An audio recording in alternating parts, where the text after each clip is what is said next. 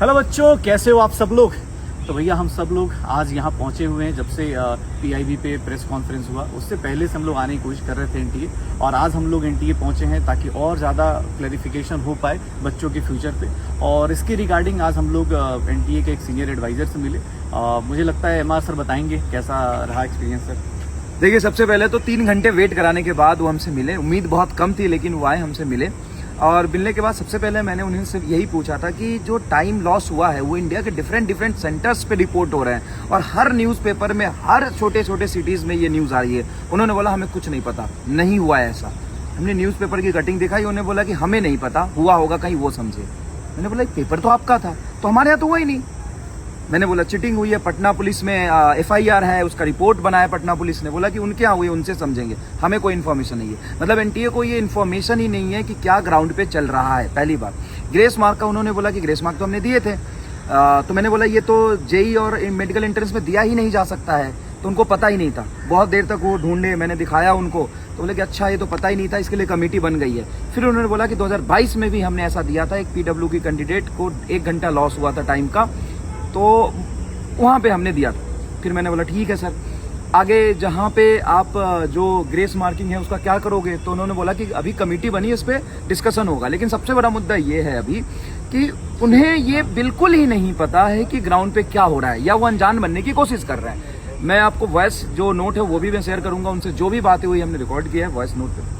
Sir 6 centre पे ही बात थी, 6 सेंटर के लिए बोल रहे थे। 6 सेंटर के लिए बोल रहे थे। मैंने उनको बोला, मैंने बोला महाराष्ट्र, बिहार, यूपी, हरियाणा, राजस्थान, सवाई माधोपुर से लेकर के डिफरेंट सेंटर से जहां पे ऐसा हुआ है और न्यूज़पेपर में रिपोर्ट हुआ है। तो बोले कि हमें तो पता ही नहीं, हमें तो किसी ने नहीं बताया, हमें तो बच्चे ने बताया नहीं। आप कब कहाँ थे, कहाँ सो रहे थे। हमें ब्लेम किया कि आप कहाँ थे इतने दिनों तक, आपको आके बताना चाहिए था ना ये इशू है तो, और बच्चों को बताना चाहिए था।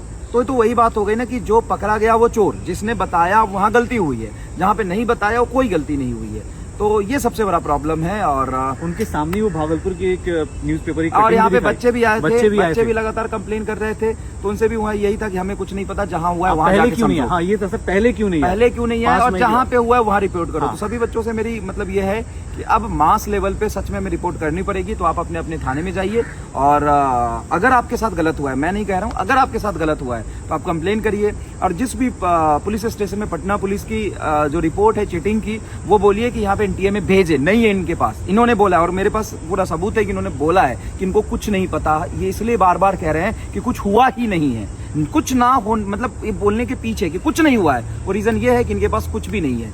तो शायद सच में नहीं है, इनको कुछ पता ही नहीं है। बोले कि न्यूज़पेपर में तो कुछ भी चलता है, सोशल मीडिया में तो कुछ भी चलता है, इसका कोई बेस नहीं है, आप हवा में बात करते हो। हमें बोल रहे थे ग्राउंड पे जाके देखो, ग्राउंड पे जाके देखो। जबकि मैंने इनको दिखाया कि एक्चुअल में कोर्ट का जो नोटिस है वो सच में लिखा हुआ है कि जेई और नीट के लिए वो ग्रेस मार्क वैलिड नहीं हो सकता है। और पूरे इंडिया में पेपर डिले हुआ है, टाइम लॉस हर जगह हुआ है, और कई जगह से पेपर लीकेज की भी खबर है। तो ये कह रहे हैं कि कहीं से हमारे पास कुछ नहीं आया है। तो अगर कहीं है, देखो पेपर में आने से, कहीं किसी को बोलने से, व्हाट्सएप पे सर्कुलेट करने से कुछ नहीं होगा। अगर आपने थाना में रिपोर्ट कराया है और वहाँ पे पकड़ा गया, तो उन थाना को बोलिए कि एनटीए को रिपोर्ट सबमिट करे। यहाँ अभी तक तो यही बात है, बाकी आगे बात करेंगे। धन्यवाद।